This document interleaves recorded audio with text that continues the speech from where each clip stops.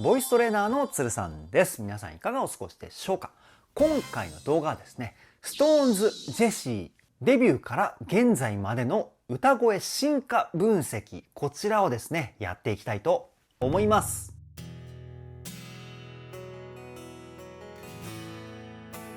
つるさんのボーカルルーム。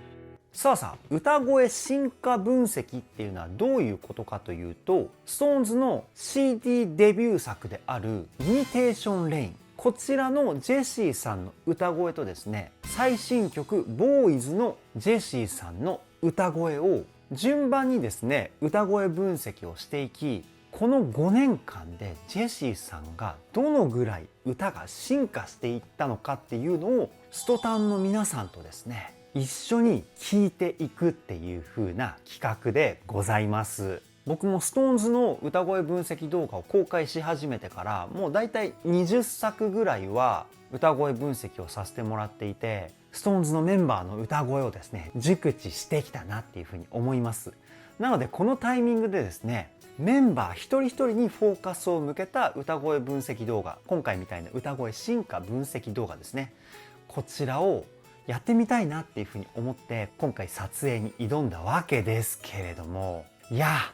ジェシーさんマジでやばいですよ。今回もね、恒例の歌声分析が終わった後にオープニングトークを撮ってるんですけど、ジェシーさんの CD デビュー当時の歌声もね、めちゃくちゃうまいしめちゃくちゃかっこよかったんですけど、そのデビュー当時の声を聞いてから現在の歌声を聞くと、もう進化の振り幅がやばすぎました。もうテンション上がってね、めちゃくちゃ語っちゃったシーンとかもあるので、ぜひねそういったところも楽しみにしていただきたいなっていうふうに思うんですけれども、いや本当にすごかったです。そういった部分をどこよりも丁寧に、そして細かくをテーマに歌声分析しておりますので、ぜひ動画の最後までお付き合いよろしくお願いします。つるさんのボーカルルーム、こちらのチャンネルは私つるさんが現在気になっているアーティストの魅力をボイストレーナー目線で伝えるリアクション動画と歌声分析動画をメインで公開しているチャンネルです。今の話を聞いて気になった方はぜひチャンネル登録、高評価よろしくお願いします。それでは早速 SixTONES ジェシー歌声進化分析 GO!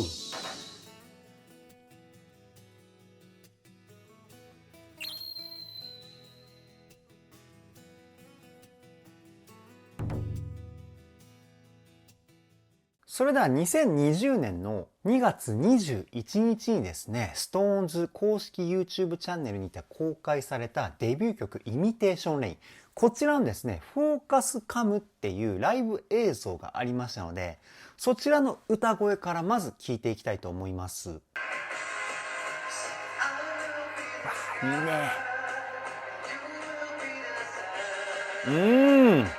いいですね。基本に忠実なものすごく安定した歌声ですよね。すごく丁寧な歌い方っていう感じがします。歌詞の子音の強さもですね、すごく滑らかな感じがしますし、一つ一つの音の捉え方もすごくソフトですよね。で、この頃のジェシーさんの、僕今ね、一個気づいたんですけど、歌では腹式呼吸っていう呼吸法をメインで使うんですよ。理由はですね、一般的には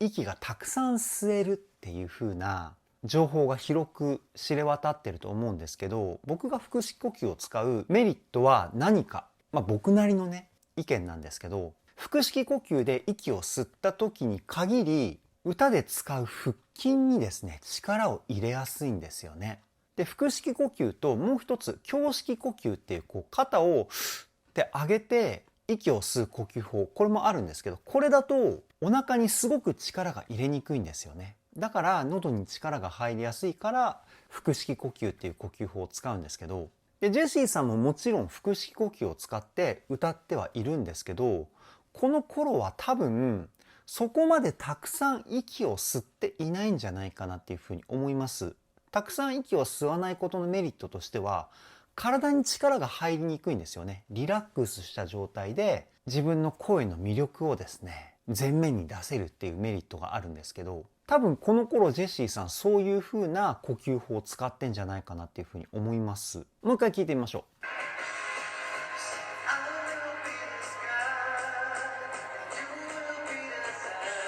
いい声ですよね。やっぱり吸う息の量を意識してるせいか、全体的にですね、声がものすごく甘いんですよね。いやー、5年前でこの歌声やばいですね。次いきますよ。わわわわわ。今のワンフレーズ、トゥーシャインのところなんですけど、結構音域低いんですよね。男性の日常会話の音域よりもやや低いぐらい。こういう低い音域になってくると、通常だと声がですね、すごく重いとか、もわんとした雰囲気が出てくるんですよ。でもジェシーさんの低音ってそういう雰囲気出てこないですよね。その前に歌ってるちょっと高めの音域の声の雰囲気と同じ雰囲気で低い音を歌ってるっていう風に感じた方多いと思います。これはですね、ジェシーさんどういう風なテクニックを使ってるかっていうと、声を出す方向、ここがポイントになります。声っていうのは低い音になると下に意識がいって高い音になると上に意識がいく。これが声の自然な流れなんですけど、ジェシーさんはこの低いところでですね、上に向かって声を出すイメージで歌ってるんですよね。そうすることによって低い声でもふわっと軽い雰囲気が感じれる歌声になるんですよ。もう一回聞いてみましょう。ほらほらほら。すごく聞きやすい声ですよね。いや、このテクニックもね、すごい難しいと思うんですよ。で、CD デビューをしたね、5年前のこの頃から、このテクニックが使えるっていうことはですね、やっぱりものすごい量のボイストレーニングをやってきたんじゃないかなっていうふうに僕は思います。素晴らしいですね。次いきますよ。うわ、いいね。ちょっとここで一回止めます。ごめんなさい、ワンフレーズで止めちゃって。今のところは、ジェシーさんがメインの京本さんが上ハモリ、下ハモリが松村さんって3人で歌ってるポイントだと思うんですけど、ジェシーさんね、すごいテクニック使ってるなと思って、まあね、3人とも使ってるとは思うんですけど、今3人でハモってるじゃないですか。ハモっている時に、ウィスパーボイスっていう声に息の音をはぁ、はぁ、みたいに混ぜるテクニックを使ってるんですよね。で、ハモる時にウィスパーボイスを使うとですね、息のこのサラサラっていう成分もハモリの響きと一体化して、ハーモニーがめちゃくちゃ綺麗に聞こえるんですよね。いや、このテクニックを知っていることに僕はね、驚きを隠せないです。コーラスとか専門にやってないとおそらくね、知らないテクニックだと思うんですけど、さすがストーンズ、さすがジェシーさんですね。もう一回聞いてみましょう。ほら、すごい綺麗なハーモニーじゃないですか。これね、ウィスパーボイスを使ってるんですよ。ライブバージョンの音源なので、ウィスパーボイスのね、雰囲気を感じにくいかもしれないんですけど、よく聞くと、うっすらですけど、息の音を歌声に混ぜてるんです。すごいですね。次いきますよ。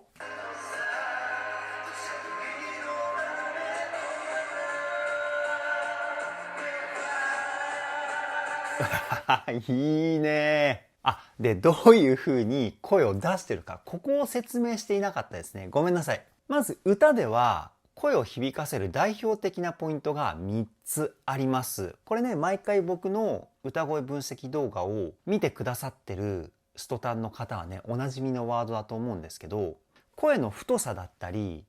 男性だと男らしいかっこいい声の雰囲気を出す胸の響き、胸腔共鳴。そして言葉をはっきりと発音したり、空間の大きさによっては声量をコントロールする。そういったポイント。口の中の口腔共鳴。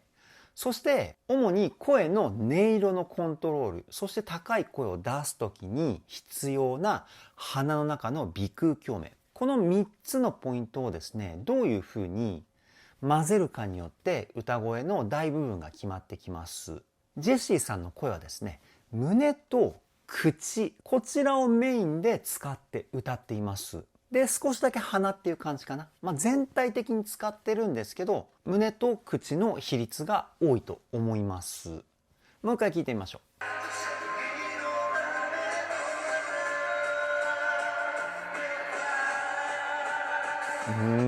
いいですね。で、全体的にですね、音と音のつながりを滑らかに歌うレガートっていうテクニックも使ってるんですよね。こうゆったりとね、心地いい雰囲気がすごく気持ちいい歌声じゃないですか。これはさっき言ったレガートが出してる雰囲気だと思います。次いきますよ。いいね。いいですね。もうジェシーさん節が出てますよね、ここで。前半で歌っていた声と全く違う声質を使ってます。ここで先ほど言った胸と口がメインの歌声からですね、今度は鼻と口、この2つをメインにした声の出し方に変わってるんですよね。少し鼻声の成分を強調したような歌声というか、で、声を出す方向をですね、真正面っていう感じでイメージして歌ってるんじゃないかなと思います。声を出す方向をですね、まっすぐにすると強い声が出るんですよね。で、自分の顔をですね、こう分度器としてイメージした時に、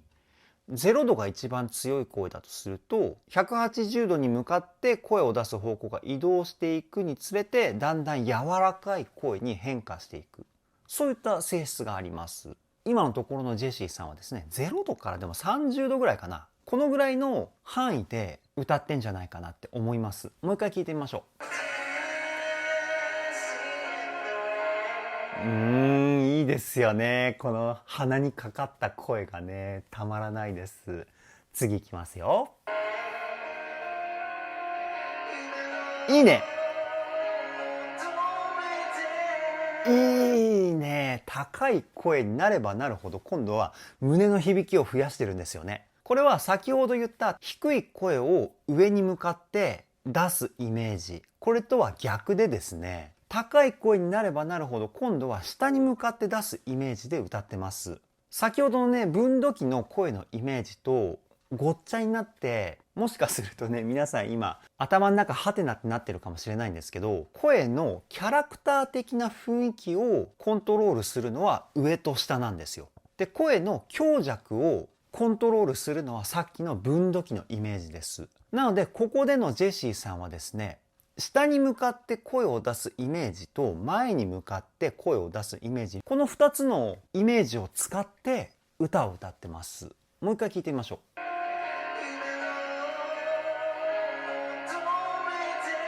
いいですね。Dancing in the rain。多分ここのジェシーさんパートはこのレインのところが一番低い音だと思うんですけど、でもその後の求めてって高い音になった時もこのレインの時の声質とさほど変わってないですよね。声にパワー感がアップした。こういったイメージはありますけど、声質的な雰囲気はほぼ変わってないです。これはですね、先ほど言った上下のイメージですね。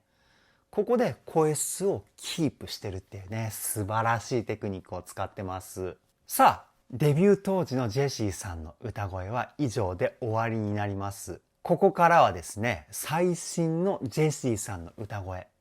こちらを分析して、どういった変化があるのか。こちらをね、チェックしていきたいと思います。今回分析するのは、少し前に歌声分析動画公開したんですけど、2025年6月4日にリリースされるボーイズ。こちらのですね、YouTube バージョンのジェシーさんパートを抜粋して分析していきたいと思います。いきますよ。うわもうね、別人ですよね。ものすごい進化してないですか？全体的な声の余裕感もそうですし、ドラムと一体化したような歌の躍動感。で、言葉一つ一つのタッチもですね、すごくクリアで歌詞もめちゃくちゃ聞きやすい。いやー、デビュー当時もですね、ものすごく上手いなって思ったんですけど、やっぱり最新の歌声を聞くとすごいなって思いますね。これはどういう変化が起こってるかっていうと、歌のベーシックな部分のレベルがですね、はるかにアップしてるんですよね。もうこれね、神進化って言ってもいいと思います。で、歌のベーシックなところって何かっていうと、この分析動画が始まった最初の方に言った呼吸法、腹式呼吸ですね。こちらのコントロールがですね、めちゃくちゃ進化してるんですよ。ものすごく洗練されてるっていうかね、ジェシーさんにとって必要のない部分を全部削ぎ落として、必要なものだけこうピンポイントでピックアップした腹式呼吸に進化してるっていうか、歌っていうのは体の力みが抜ければ抜けるほどいい声が出るっていうふうに言われています。で、体の力みを抜くためにはですね、必要最低限な箇所に力を入れていく。これなんですけど、言葉で言うのは簡単なんですけど、実際にやるとなると相当難しいですし、相当練習で自分と自問自答しながら、ああでもない、こうでもないって言いながら必要な部分だけをこう取っていくみたいな、そういう作業の反復が必要なんですけど、おそらくジェシーさんこの5年間でそういう作業を普通の人だと想像できないぐらい繰り返していたんじゃないかな。もう一回聞いてみましょ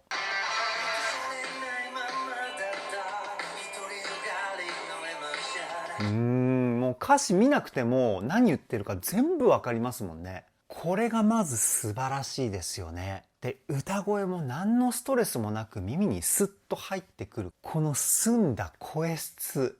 いやー、素晴らしすぎます。めちゃくちゃ語っちゃいましたね。ごめんなさい。で、ここでは特に目立ったテクニックっていうのは使ってはいないんですけど、基礎レベルがですね、ものすごく高すぎて、もう言うこと何もなしって思うぐらい本当にすごい声ですね。次いきますよ。ういいいね。後半に向かっていくにつれてどんどんジェシーさんの個性をこう出していくような歌声ですね。もう表現力も格段に進化してますよね。デビュー当時はものすごく歌の上手いジェシーさんだったのが、現在のジェシーさんはですね、もう誰にも真似のできない唯一無二の個性あふれる歌声っていう感じがします。もう一回聞いてみましょう。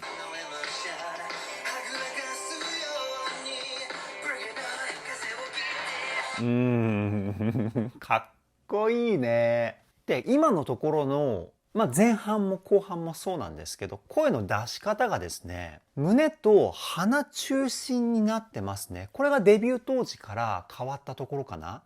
でもジェシーさんって曲調によってもいろんな声を使い分けますから、一概にね、この声の出し方がデビュー当時と変わったところっていうふうには言えないんですけど、今回比較するってなると、そういうふうな変化が起こっています。で、やっぱりね、今みたいな鼻声の響きをですね、ちょっと多めに出したジェシーさんの歌声、僕ね、大好きですね。次いきますよ。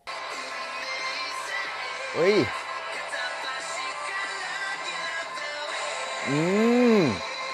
で、高音の安定感もはるかにアップしてますよね。デビュー当時はですね、こう高い音に移っていくっていうところで先ほど言った下に向かっていくイメージを足して声質を整えていたっていうテクニックを使っていたんですけど、2025年のジェシーさんはですね、もうそもそもここから響きが動かないんですよね。音域が変わっても声の支えはずっと胸腔共鳴。低い声もここだし、高い声もここだしっていう、そういった安定感があるんですよ。これはね、相当難しいです。最初の方に言ったように、高い声っていうのはどうしても声の響きが上につきやすくなってくるので、やっぱり声が高くなってきたら上のイメージを下に下げるっていう風な意識を使うっていうのが一般的だと思うんですけど、ジェシーさんはね、すごすぎて、高い声でもずっとここなんですよ。これはね、歌を専門に勉強している人からすると、ものすごいことをやってます。もう一回聞いてみましょ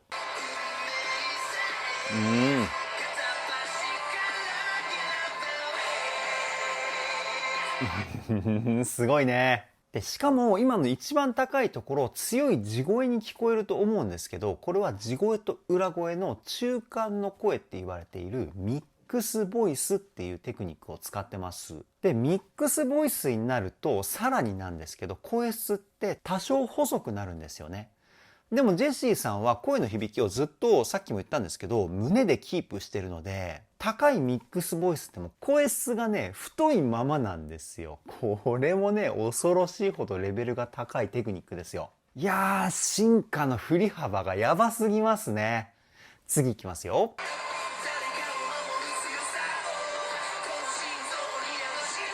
うい、ここはでも全員で歌ってんのかな。でもジェシーさんの声にフォーカスが向いてると思って抜粋したんですけど、もしね間違っていたらストタンの皆さんフォロー解説コメントでよろしくお願いします。ここはジェシーさんのねリズム的な技術がですねめちゃくちゃ光ってると思います。主にスタッカートっていう音を切るテクニックと子音を強く出すテクニック、この2つを使ってるんですよね。なのでジェシーさんの歌声がものすごくこう前に出るアタック感が強くてかっこいいポイントだと思うんですよ。こういった部分もですねめちゃくちゃ進化してますよね。もう一回聞いてみましょう。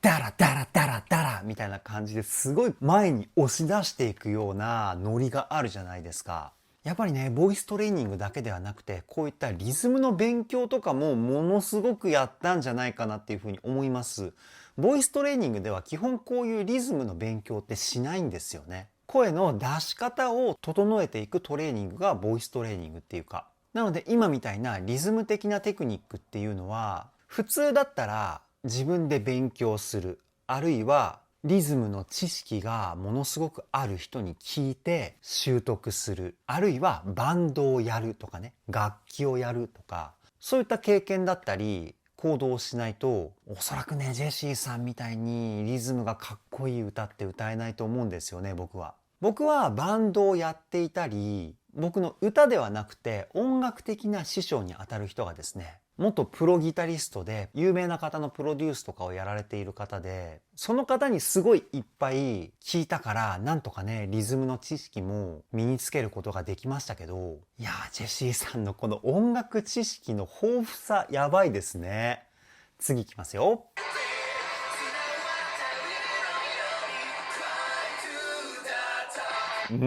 これね最後みんなで歌ってるけどスパッとね終わる雰囲気が気持ちいいから最後までね収録しちゃいました。いやボイスかっこいいですよね。で全体的に入っているこのシャウトボイスもやばいですよね。めちゃくちゃかっこいい。シャウトボイスっていうのはこの声がねビリビリした感じ、あーみたいなこういった感じの声。